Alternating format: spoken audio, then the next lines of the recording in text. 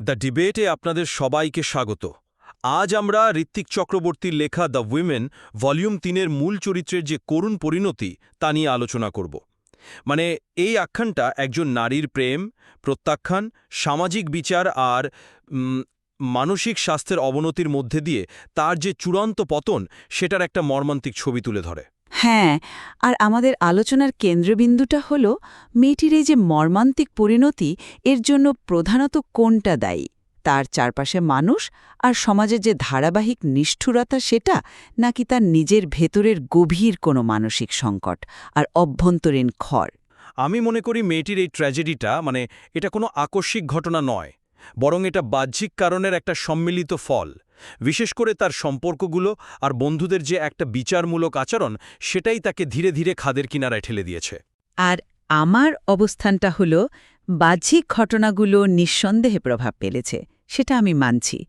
কিন্তু তার পরিণতির মূল চালিকা শক্তি ছিল তার আগে থেকে বিদ্যমান এবং বলা যায় ক্রমবর্ধমান একটা অভ্যন্তরীণ মানসিক ভঙ্গুরতা, যা তাকে যে কোনো আঘাত মোকাবিলার জন্য প্রায় অক্ষম করে তুলেছিল। আচ্ছা, আমার অবস্থান দিয়ে একটু বিস্তারিত বলি। দেখুন, আমি মনে করি মেয়েটির আত্মপরিচয় এবং মানসিক স্থিতি এটাকে পরিকল্পিতভাবে ধ্বংস করা হয়েছে। এটা কোনো দুর্ঘটনা নয়, বরং ধারাবাহিক মানসিক নির্যাতনের ফল। এর প্রমাণ তো তার সম্পর্কগুলোর মধ্যেই খুব স্পষ্ট। এই যে ধরুন, রাহুল এবং আয়ান দুজনই প্রায় কোনো ব্যাখ্যা ছাড়াই তাকে ছেড়ে যায়। এটা তার মনে একটা গভীর আত্মসন্দেহের বীজ বুনে দেয়। সে নিজেকেই প্রশ্ন করতে শুরু করে, আমি কি খুব বেশি ভালোবেসে ফেলেছিলাম? এই প্রশ্নটাই তার আত্মবিশ্বাসে প্রথম ফাটল ধরায়। কিন্তু সবচেয়ে মারাত্মক আর পরিকল্পিত আঘাতটা আসে রুদ্রের কাছ থেকে। রুদ্র তার অতীতকে একটা অস্ত্রের মতো ব্যবহার করে। তার সেই ভয়ঙ্কর উক্তিটা, তোমার তো অতীত আছে, আমি ছাড়া তোমাকে আর কে নেবে? এটা তো শুধু নিয়ন্ত্রণ ছিল না, এটা ছিল তার আত্মমর্যাদাকে সম্পূর্ণ গুড়িয়ে দেওয়ার একটা কৌশল। আর এর পাশাপাশি যখন তার সবচেয়ে বেশি মানসিক সমর্থনের প্রয়োজন, তখন তার বন্ধুরাই তাকে বিচারকের কাঠগড়ায় দাঁড় করাচ্ছে। তাদের গ্রুপ চ্যাটের কথাগুলো ভাবুন, ভালো মেয়ের এতগুলো ব্রেকআপ হয় না, বা ও আসলে মনোযোগ চায়। এই কথাগুলোই প্রমাণ করে যে সামাজিক চাপ আর কাছের মানুষদের গুজব তাকে কিভাবে একা করে দিয়েছিল। তার নিজের সত্তাটাই তার কাছে প্রশ্নবিদ্ধ হয়ে ওঠে।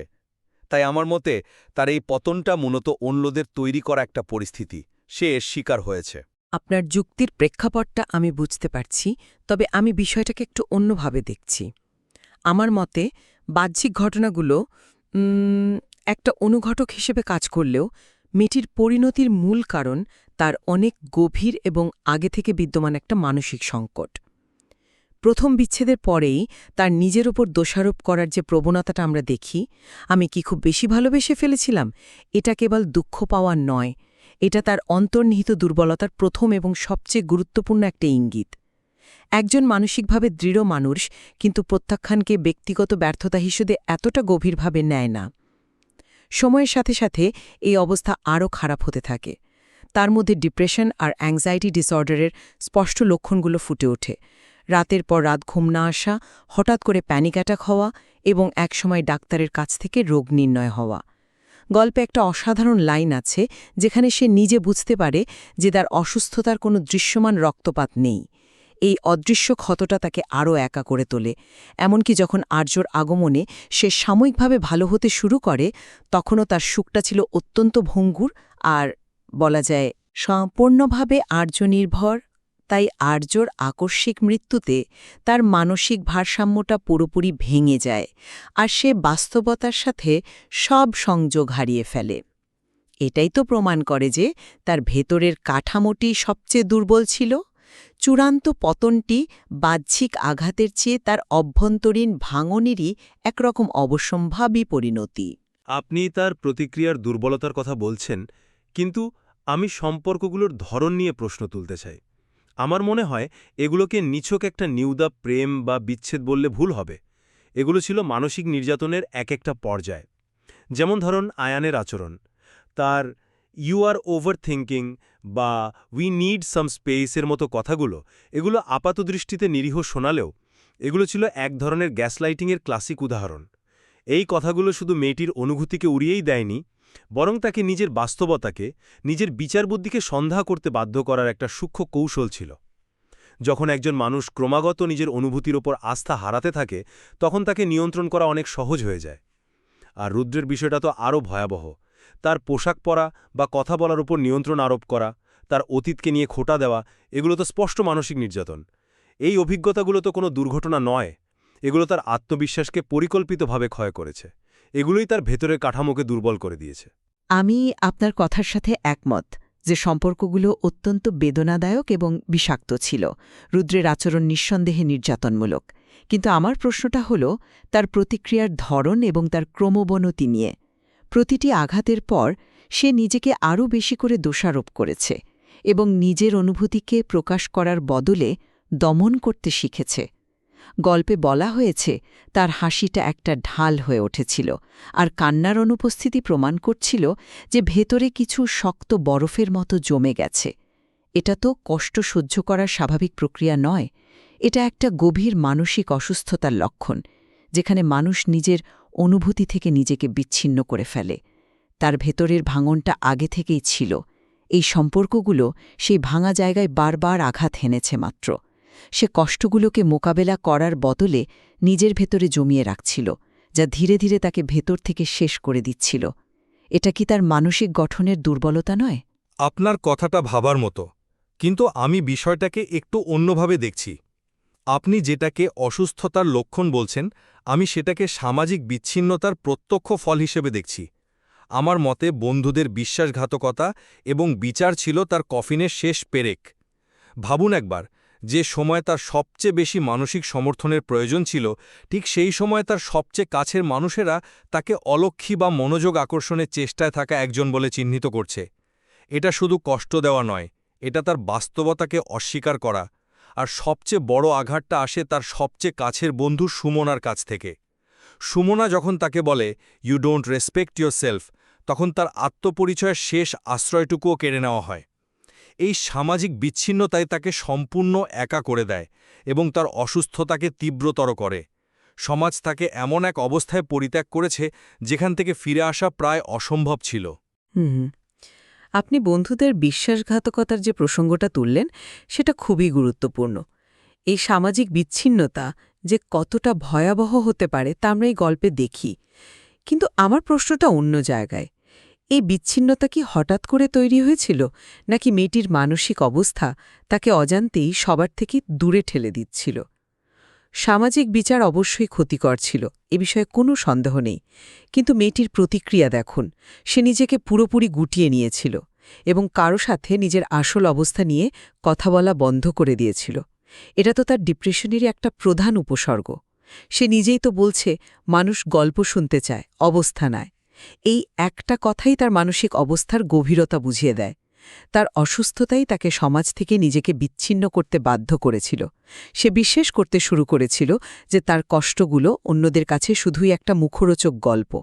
অর্থাৎ সমাজ তাকে যতটা বিচ্ছিন্ন করেছে তার চেয়ে বেশি তার মানসিক অবস্থা তাকে অন্যদের থেকে দূরে ঠেলে দিয়েছে।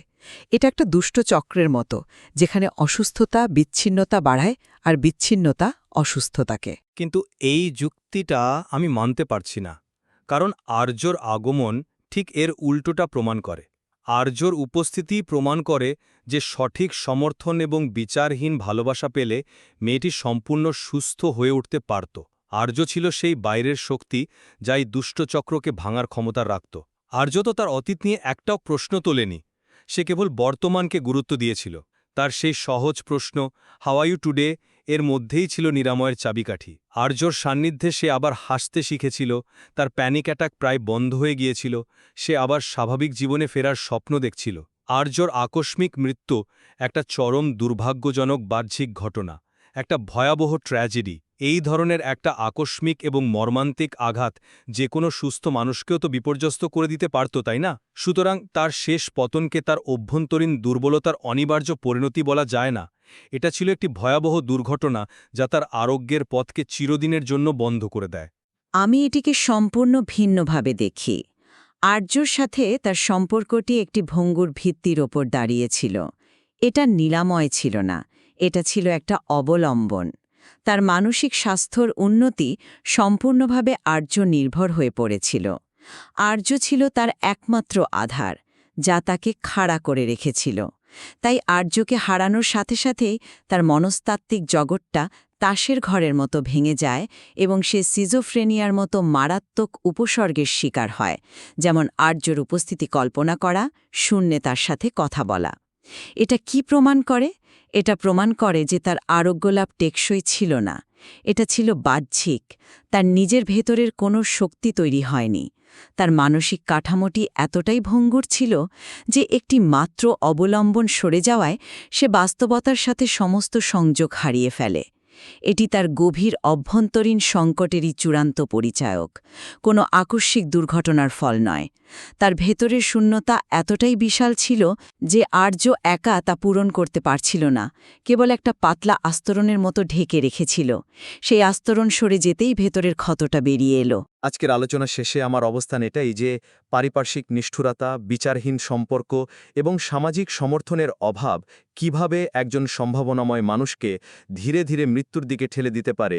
এই কাহিনী তার একটি মর্মান্তিক এবং খুব শক্তিশালী উদাহরণ।